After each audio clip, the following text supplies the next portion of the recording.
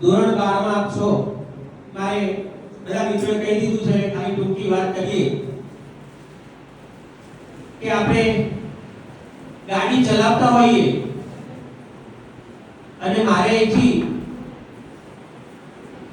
જવું છે જયપુર. જયપુર ક્યાં આવ્યું ખબર નથી, હું સીધો નીકળી જાઉં ગાડી લઈને તો જયપુર પહોંચી જઈશ ને? જયપુર પહોંચી શકાશે? પહોંચી શકાશે, પણ સમય લાગશે. ક્યાંક પૂછતા પૂછતા અલગ અલગ પૂછીશું, રસ્તા ઉભા રહેતા, વચ્ચે અટવાઈએ કઈ જગ્યાએ જવાનું. તો હવે શું ફેસિલિટી છે? જીપીએસ. જો જીપીએસ નો ઉપયોગ કરીએ તો આપણે નહીં ભટકીએ.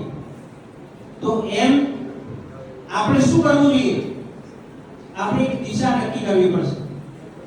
જેમ જીપીએસ એ દિશા નક્કી કરે છે કે કઈ દિશામાં ક્યાં પહોંચવું છે, એમ આપણે આપણી દિશા નક્કી કરવી પડશે. મારે શું કરવું છે એ જો દિશા નક્કી હશે તો થાક નહીં લાગે. બાકી તો ગમે મહેનત કરી લઈએ.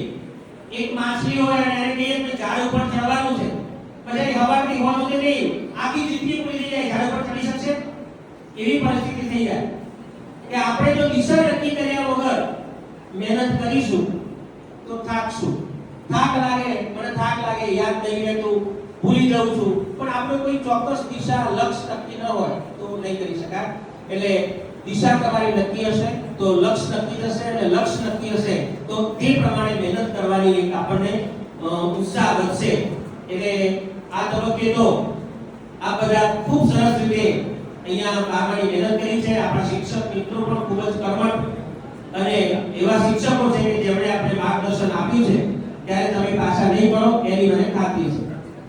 એક વાત એ પણ કહી દઈએ કે ઘણી વખતે બધા જ મિત્રોને અહીંયા સાયન્સ કોમર્સ આર્ટ્સ ભર્યા છે ને, ઘણા મિત્રો સાયન્સ વાળા એમ થાય કે મારે ડોક્ટર બનવું જ, બી ગ્રુપ હોય તો, એ ગ્રુપ હોય એટલે એન્જિનિયર બનવાનું જ.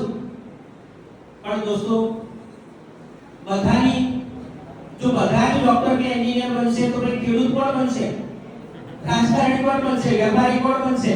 કોઈ ધંધાદારી બનશે? તે બધા ડોક્ટર એન્જિનિયર બનશે તો પછી બાકીના વ્યવહારો ખોટવાઈ જશે. એટલે આપણે બધા જ પ્રકારના જેની કેપેસિટી છે એ પ્રકારની આપણે બધાએ મહેનત કરવી જોઈએ. બસ અને ટ્રેન એ જઈ રહ્યા છે,